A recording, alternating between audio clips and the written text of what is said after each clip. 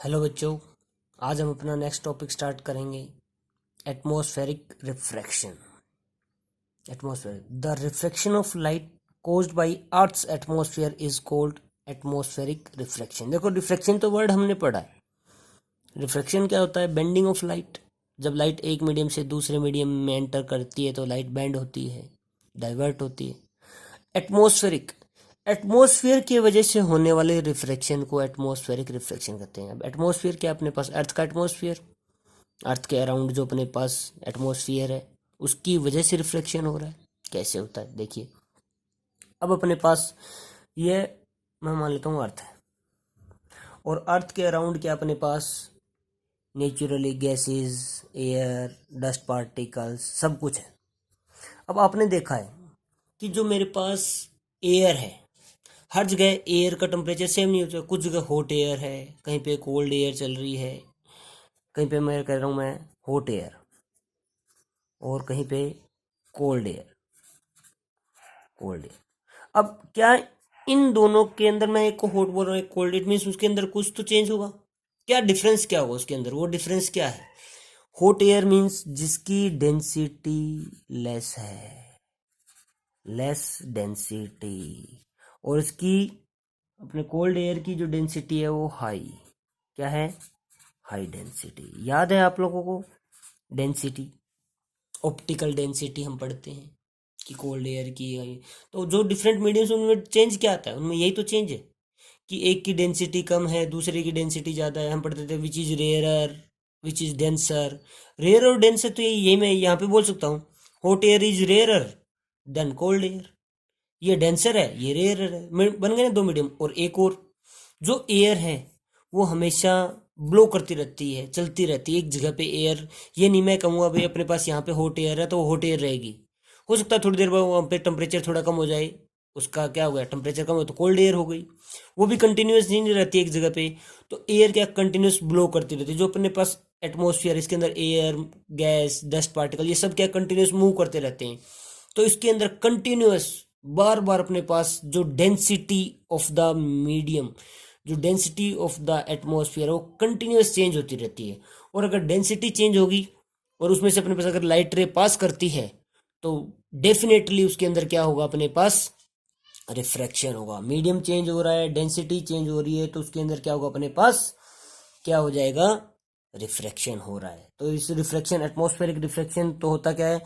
Refraction of light caused by earth atmosphere. Reason क्या है अपने पास कि जो डेंसिटी है कि अर्थ एटमॉस्फेयर, मैं इसके लिए रीजन लिख देता हूं कि अर्थ एटमॉस्फेयर है, इसके लिए मैं रीजन लिख देता हूं अपने पास कि earth, earth atmosphere, earth atmosphere having different, having different optical densities, optical densities, different optical densities है। और वो डेंसिटीज कांस्टेंट नहीं है, वो डेंसिटीज क्या है, कंटिन्यूस। क्या हुआ है? चेंजेस। क्या हो रही है? Changes continuously, changes continuously. जो डेंसिटी है वो भी कंटिन्यूसली चेंज होती रहती है। इट मीन्स उसकी वजह से कंटिन्यूस रिफ्लेक्शन होता रहता है, एटमॉस्फेरिक रिफ्लेक्शन। अब इस एटमॉस्फेरिक रिफ्लेक्शन की वजह से कुछ नेचुरल फिनोमिनाज होते हैं जो हम देखते हैं। उनमें से जो फर्स्ट फिनोमिना है वो है ट्विंकलिंग ऑफ स्टार्स।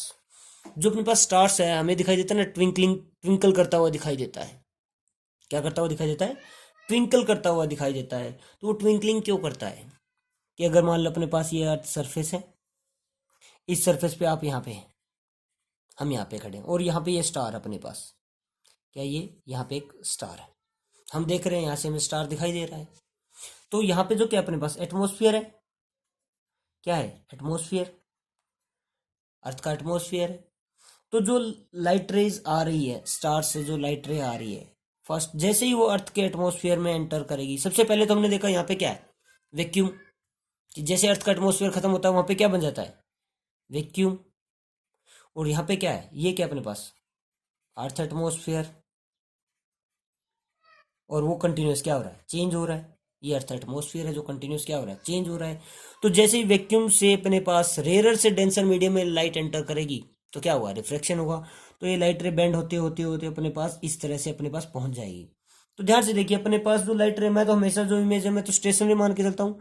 तो ये एक्चुअल में मुझे लगेगा ये स्टार है, यहाँ है, मेरे लिए स्टार की पोजीशन ये है, बट स्टार एक्चुअल में ये है और मुझे दिखाई दे रहा है यहाँ पे। फर्स्ट थिंग तो यही है कि जो एक्चुअल पोजीशन दिखाई नहीं देती, अपनी नॉर्मल पोजीशन से थोड़ा हाई दिखाई देता है। क्यों? ड्यू टू रिफ्रैक्शन की वजह से, एटमॉस्फेरिक रिफ्रैक्शन की वजह से। अभी ट्विंकल कैसे करता है, कभी तो ये ज़्यादा ब्राइट दिखाई देता है, कभी थोड़ा डल दिखाई देता है। तो इस तरह से कंटिन्यूस चेंज कैसे होता है। अब मान लेते हैं कि हम ये ह्यूमन आई बना रहा हूँ, हम यहाँ से देख रहे हैं। अब स्टार्टिंग में मेरे पास यही स्टार है, इस स्टार से आने वाली रेज मैं मान लेता हूँ मेरे पास 4 लाइट रेज आ रही है, कंटिन्यूस मेरे पास आ रही है। तो मुझे ये पूरा स्टार क्या दिखाई दे रहा है, ब्राइट दिखाई दे रहा है। थोड़ी देर बाद क्या हुआ मेरे पास, वहाँ पे क्या हुआ उसके अंदर कि मान लेते हैं मेरा मीडियम की जो डेंसिटी है वहाँ पे क्या हो गई, चेंज हो गई, मीडियम की डेंसिटी चेंज हो गई। तो इसमें से आने वाली फास्ट लाइट ये एज इट इज आ रही है, ये लाइट आ रही है, और इनमें से जो 2 लाइट है वो डाइवर्ट हो गई दूसरी तरफ। किसकी वजह से, किसकी वजह से हुई, रिफ्रैक्शन की वजह से। अब मेरे पास कितनी लाइटें पहुंच रही है अपनी ह्यूमन आई तक, 2 लाइट्स। तो क्या जो पहले 4 लाइट रेज मेरे पास आ रही थी स्टार से और अब आ रही है 2 लाइट रेज, क्या दोनों ब्राइटनेस सेम रहेगी? नहीं रह सकती। अब हमें इस पोजीशन पे हमें स्टार कैसे दिखाई देगा, थोड़ा डल दिखाई देगा, और यहाँ पे स्टार क्या है, पूरा ब्राइट दिखाई देगा। इस तरह से हो सकता है आगे अपने पास जो आने वाली रेज है इसमें से एक और लाइट रेज क्या हो जाए, डाइवर्ट हो जाए, और मेरे पास पहुंचने वाली लाइट रेज, एक लाइट रेज पहुंच रही है, ये लाइट रे इधर डाइवर्ट हो गई, 2 इधर डाइवर्ट हो चुकी है। तो ये क्या कंटिन्यूस चेंज हो रही है। अब मेरे पास सिर्फ एक लाइट है तो मुझे और ज़्यादा डल दिखाई देगा। फिर थोड़ी देर बाद हो सकता है मुझे 4 की जगह 5 रेज मेरे पास आ रही हो, 7 रेज मेरे पास आ रही हो। तो इस तरह से जो मेरे आई ह्यूमन आई तक पहुंचने वाली लाइट रेज है उन वो क्या कंटिन्यूस वेरी होती रहती है। किसकी वजह से, एटमॉस्फेरिक रिफ्लेक्शन की वजह से। क्योंकि एटमॉस्फेयर वो क्या कंटिन्यूस चेंज होता रहता है, जिस वजह से हमारे पास आने वाली रेज वो भी कंटिन्यूस चेंज होती रहती है। और तो हमें जो स्टार है वो ट्विंकल करता हुआ दिखाई देता है, कभी ब्राइट दिखाई देगा, कभी हमें डल दिखाई देगा। तो ये होता है जो फिनोमिना है, इस फिनोमिना के पीछे जो एक्चुअल रीजन है, वो एक्चुअल रीजन क्या है बेटा, एटमॉस्फेरिक रिफ्रैक्शन। क्या है, एटमॉस्फेरिक रिफ्रैक्शन। इस एटमॉस्फेरिक रिफ्रैक्शन की वजह से ही हमें ट्विंकलिंग ऑफ स्टार दिखाई देता है, ट्विंकलिंग ऑफ स्टार दिखाई देता है। अदरवाइज अगर हम इसको स्पेस में यहाँ पे अपना एटमॉस्फेयर क्लियर करके जब जाते हैं ऊपर से देखते हैं तो स्टार हमें ट्विंकल करता हुआ नहीं दिखाई देगा, क्योंकि बीच में कोई रिफ्लेक्शन होने के लिए कोई भी अलग डेंसिटी या डिफरेंट मीडियम आ ही नहीं रहा है। तो मुझे स्टार एक पर्टिकुलर पोजीशन से एक पोजीशन पे दिखाई देगा और कोई ट्विंकलिंग दिखाई नहीं देगा। ये तो था एक नेचुरल फिनोमिना जो एटमॉस्फेयर रिफ्लेक्शन की वजह से होता है। एक फिनोमिना और है जो एटमॉस्फेयर रिफ्लेक्शन की वजह से होता है, वो हम अपना नेक्स्ट वीडियो में पढ़ेंगे।